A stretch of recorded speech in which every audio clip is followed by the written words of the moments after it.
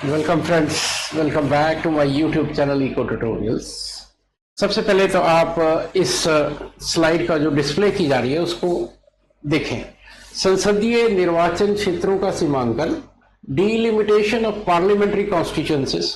Friends, आपको पता है कि हम अपने चैनल पर उन टॉपिक्स पे बात करते हैं। सबसे पहले हम बात करते हैं इकोनॉमिक्स की, इंडियन इकोनॉमी की, करंट टॉपिक्स की, और वो टॉपिक्स जो हमें इफेक्ट करते हैं इकोनॉमिक एंगल से, उनको हम एनालाइज करते हैं।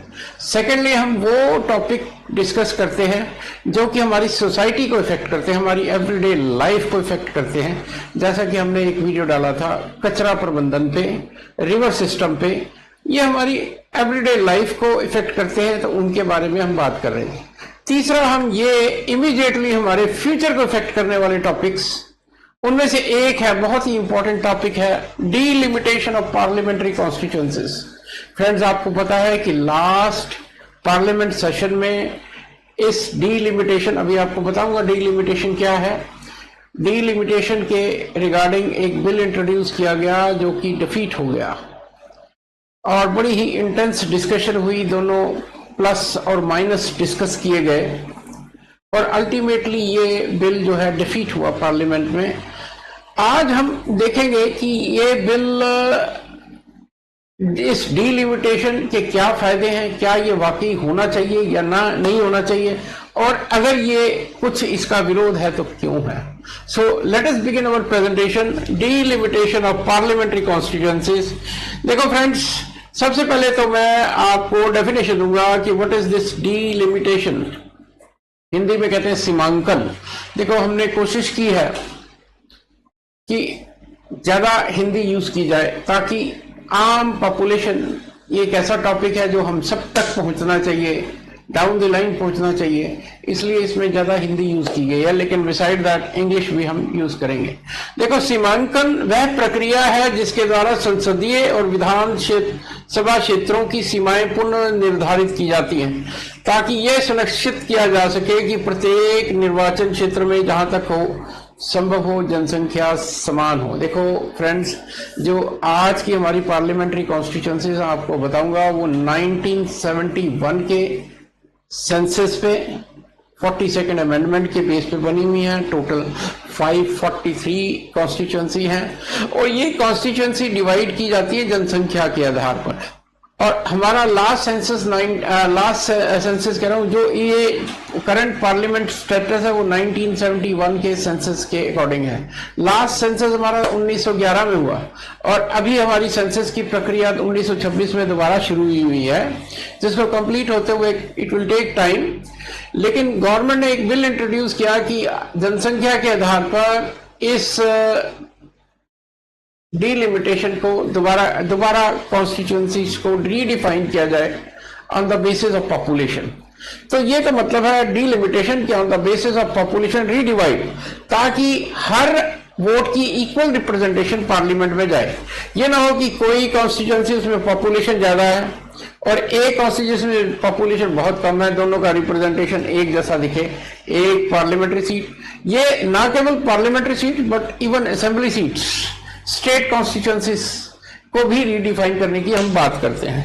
बेसिकली जो इसका ऑब्जेक्टिव है वो ये है, समान प्रतिनिधित्व, इक्वल रिप्रेजेंटेशन होना चाहिए हर कॉन्स्टिट्यूएंसी का, सभी नागरिकों को समान मतदान शक्ति सुनिश्चित की जाए। देन सेकंड, संतुलित सीट वितरण, जनसंख्या के आधार पर निर्वाचन क्षेत्रों के बीच सीटों का वितरण संतुलित हो। थर्ड, परिवर्तन को दर्शाता है, जनसंख्या और डेमोग्राफिक परिवर्तनों को ध्यान में रखकर प्रतिनिधित्व की क्या चेंजेस आए हैं उनको रिप्रेजेंटेटिव होना चाहिए डीलिमिटेशन। बेसिकली मैंने जो बता रहा हूं कि वो जनसंख्या के आधार पर आप परिभाषित करने की बात करते हो। लोकतंत्र को सशक्त बनाता है, कि ये लोकतंत्र को सशक्त बनाने की बात करता है। इसी को आगे हमने थोड़ा डिटेल में ये देखो क्या कहा है, ये ऑब्जेक्टिव्स बताए हुए हैं सीमांकन के उद्देश्य, डीलिमिटेशन के उद्देश्य। क्या? समान जनसंख्या के लिए समान प्रतिनिधित्व। देखो, मैंने आपको बताया कि एक कॉन्स्टिट्यूएंसी है, उसमें 1 लाख वोटर्स हैं और दूसरी तरफ एक कॉन्स्टिट्यूंसी है जिसमें 15 लाख वोटर हैं, दोनों की वोट, दोनों की पावर कॉन्स्टिट्यूंसी की एक एक है। ये दिस रिप्रेजेंट्स मिस रिप्रेजेंटेशन। तो उद्देश्य यह है कि जनसंख्या जितनी है उसके आधार पर पार्लियामेंट्री कॉन्स्टिट्यूंसीज को रीडिफाइन किया जाए, सीटों का संतुलित वितरण हो जनसंख्या के अनुपात के आधार पर, on the basis of population सीटों का वितरण हो। देन डेमोग्राफिक परिवर्तनों को प्रतिबंधित प्रदर्शित करता हो, डेमोग्राफिक की जो पॉपुलेशन में चेंज आए हैं, किसी कॉन्स्टिट्यूंसी में ज्यादा पॉपुलेशन बढ़ गई है, किसी में कम है, तो रीडिफाइन करने की जरूरत है। इस पॉइंट को ध्यान रखना, डेमोग्राफिक चेंज, इस पे मैं वापस आऊंगा।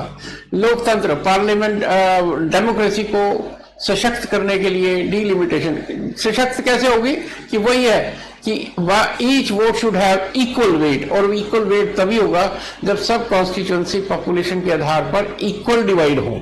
देन इफेक्टिव एडमिनिस्ट्रेशन, प्रभावी सुशासन और विकास के लिए ये जरूरी है। तो सबसे पहले तो ये डिलिमिटेशन के उद्देश्य आ गए। अब मैं जो ये स्लाइड है इसको जरा ध्यान से देखो। इस टाइम आपको बताऊंगा कि इस टाइम सिचुएशन क्या है और क्या प्रपोज है। देखो ये present current Lok Sabha constituencies 543 based on 1971 census with freeze till 2026, 42nd constitutional amendment के अकॉर्डिंग ये है। Jammu Kashmir 5, Punjab 15, Uttar Pradesh 80, Bihar 40, Assam 14, West Bengal 42, Telangana 17, Andhra Pradesh 25, Tamil Nadu 39 and so on. हर एक कॉन्स्टिट्यूंसी को हमने नंबर दिया हुआ है कि इतनी इतनी कॉन्स्टिट्यूंसीज हैं।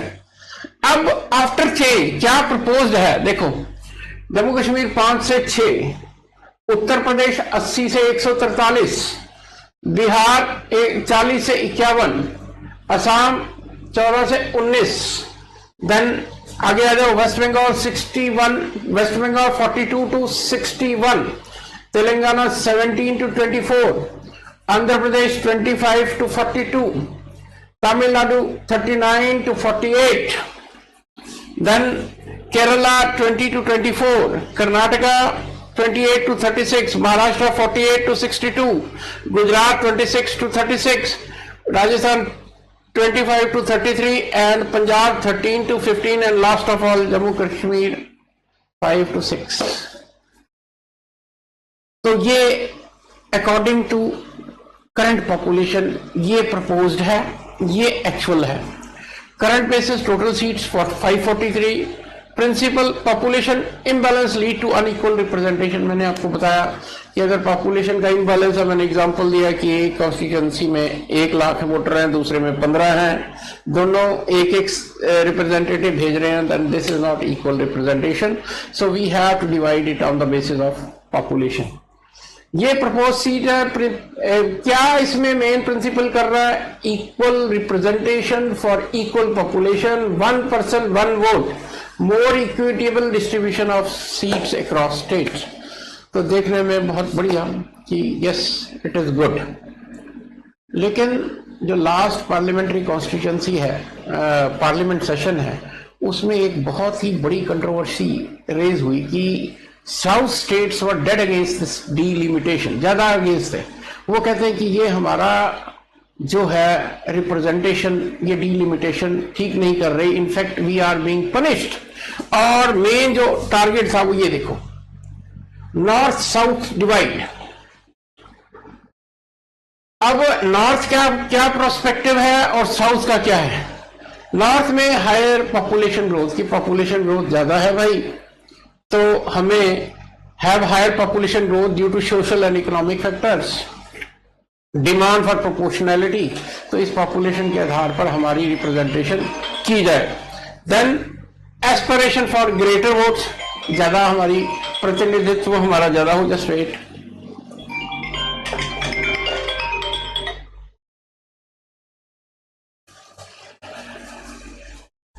Then democratic principle, 1 person 1 vote 1 value, ये होना चाहिए। देन देखो आप साउथ वाले क्या कहते हैं इसके बारे में, वो कहते हैं ये कंट्रोल, कहते हैं हमारा कोई कसूर नहीं है। अगर नॉर्थ में पॉपुलेशन ज्यादा बढ़ी है, हमारे पॉपुलेशन कम बढ़ी है, क्योंकि we are more developed, more educated, और हमने गवर्नमेंट ऑफ इंडिया की पॉलिसी पॉपुलेशन ग्रोथ को फॉलो किया है। Controlled population growth have southern states have successfully managed population through development and awareness कि हमारे यहाँ डेवलपमेंट ज्यादा है, तो इसमें हमारा क्या कसूर है कि आप हमारे व्यू आर पनिशिंग अस कि एक जगह पॉपुलेशन ग्रोथ ज्यादा हुई है, हम लोग ज्यादा डेवलप्ड हैं, और डेवलपमेंट के साथ आपको पता है पॉपुलेशन ग्रोथ कम होती जाती है। थ्योरी ऑफ डेमोग्राफिक ट्रांजिशन अगर आप पढ़ो कि जैसे जैसे डेवलपमेंट होती है वो बर्थ रेट और डेथ रेट डिक्लाइन करती जाती है, and more you are developed less the population growth. ये एक इकोनॉमिक्स का प्रिंसिपल है। तो वो कहते हैं कि अगर हम डेवलप हो रहे हैं, हमने पॉपुलेशन को कंट्रोल कर लिया है, तो आप हमें पनिश मत करें। Then penalty for good performance, जो मैं बोल रहा हूं, fierce reduction in seats despite better governance and, कि आप हमारी सीट्स को रिड्यूस करने जा रहे हो। कि वो कहते हैं प्रोपोर्शनेटली देखो तो यहां सीट्स ज्यादा बढ़ रही हैं और ये ग्रीन एरिया में सीट्स कम बढ़ रही हैं, यही दिखाया है। ये north higher population growth, south lower population growth, higher contribution. कहता है कि हमने इंडिया की इकोनॉमी में हमारा कंट्रीब्यूशन नॉर्थ स्टेट से ज्यादा है। और लास्ट बात की फेडरलिज्म कहां गया? फेडरलिज्म कहता है कि एक ही जगह पावर कंसंट्रेट ना हो, इक्वल रिप्रेजेंटेशन डिफरेंट स्टेट्स की हो। तो कहता है फेडरलिज्म का प्रिंसिपल भी वायलेट होता है। तो फ्रेंड्स, बात देखने में लगता है कि they are justified in saying this कि डीलिमिटेशन प्रॉपर नहीं है जो करंट है। तो क्वेश्चन ये उठता है कि वे फॉरवर्ड क्या है, व्हाट वी शुड डू, आगे का रास्ता। एक राष्ट्र एक वोट एक निष्पक्ष अवसर सभी के लिए होना चाहिए, एक तो बात ठीक है। कहता है इसमें आप क्या करो, जनसंख्या और प्रदर्शन का संतुलन, कि आप जरूरी नहीं है कि सिर्फ डेमोग्राफी, जरूरी नहीं है कि आप पॉपुलेशन को बेस करो, साथ में उसकी डेवलपमेंट को भी देखो। कहता है निष्पक्ष सुनिश्चितता करने के लिए सीमांकन में जनसंख्या के साथ साथ विकास दोनों को ध्यान में रखने की जरूरत है, कि डेवलपमेंट को भी ध्यान में रखो। अच्छे प्रदर्शन को प्रोत्साहन दो, कि आप तो हमारे अच्छे प्रदर्शन को हमें व्हाट यू आर डूइंग, हमें हार्म कर रहे हो, आप इस अच्छे प्रदर्शन को प्रोत्साहन दो, इंकरेज करो। संस्थाओं को सशक्त बनाना, पारदर्शी प्रक्रियाओं, विशेषज्ञों की भागीदारी और के साथ सशक्त बनाए, इनको करे। निरंतर डाटा और समीक्षा, कि ये डाटा जो है सीमांकन की सीमाएं प्रासंगिक और प्रभावी बनी रहे, इसके लिए विश्वसनीय डाटा कलेक्ट करो। सहयोगात्मक संघवाद को बढ़ावा, फेडरलिज्म को बढ़ाओ। तो फ्रेंड्स, हम कहां खड़े हैं, किस कंक्लूजन पे हैं? कंक्लूजन ये है कि जो ये इस टाइम पे जो चल रहा है वो ये इसमें थोड़े बहुत सुधार की आवश्यकता है। इन नॉर्थ और साउथ डिवाइड को खत्म करना है, तो क्या चेंज आना चाहिए कि जनसंख्या को तो देखो ही देखो, लेकिन साथ ही साथ डेवलपमेंट इंडिकेटर्स को भी ध्यान दो, and don't punish those states जिन्होंने डेवलप किया है। तो जनसंख्या और डेवलपमेंट, इन दोनों को दोबारा से परिभाषित करके, दोबारा से इंक्लूड करके, इस डीलिमिटेशन की जो आप प्रपोज करते हो, इसमें थोड़े बहुत सुधार की जरूरत है। लेकिन कंक्लूजन मेरा पर्सनली व्हाट आई फील कि डीलिमिटेशन तो होनी चाहिए। This is the need of the hour. वो बात ठीक है कि आप इसमें थोड़ा बहुत चेंज करो, लीव असाइड पॉलिटिकल कंट्रोवर्सीज, उसको छोड़ दो, लेकिन delimitation is the need of the hour. Delimitation का होना जरूरी है। इसमें जो ऑब्जेक्शंस हैं उनको आप जरूर देखो। फेयरनेस आनी चाहिए, कंसेंसस आना चाहिए, फ्यूचर रेडी इंडिया होना चाहिए, वन नेशन वन गोल होना चाहिए। कहता है delimitation is not just about redistributing seats, it is about safeguarding the spirit of India's unity. ये सिर्फ रीडिस्ट्रीब्यूशन नहीं है, ये इंडिया की स्पिरिट को जीवित रखने वाली बात है, बढ़ाने वाली बात है। तो फ्रेंड्स, निष्कर्ष मेरा यही निकला कि निष्कर्ष यही निकला कि डिलिमिटेशन होनी चाहिए, लेकिन ऑब्जेक्शंस को ध्यान में रख के थोड़ा बहुत इसमें चेंज करने की जरूरत है, ताकि जब नेक्स्ट पार्लियामेंट सेशन में ये बिल आए तो 100% मेजॉरिटी से ये पास हो. This is the need of the hour. With few changes it must be done. Thank you. Together for fair boundaries, equal voices, stronger democracy. We must go for delimitation. It should be fair representation, equal opportunities for all, stronger together and future ready area. फिर वही बात आ गई. It is not just about redistributing seats, it is about safeguarding the spirit of India's unity. So friends, एक छोटी सी presentation है, एक छोटा सा मैसेज है कि we must support delimitation with little bit changes, and only then India will be future ready. Thank you. See you again. Do subscribe my channel. Thank you.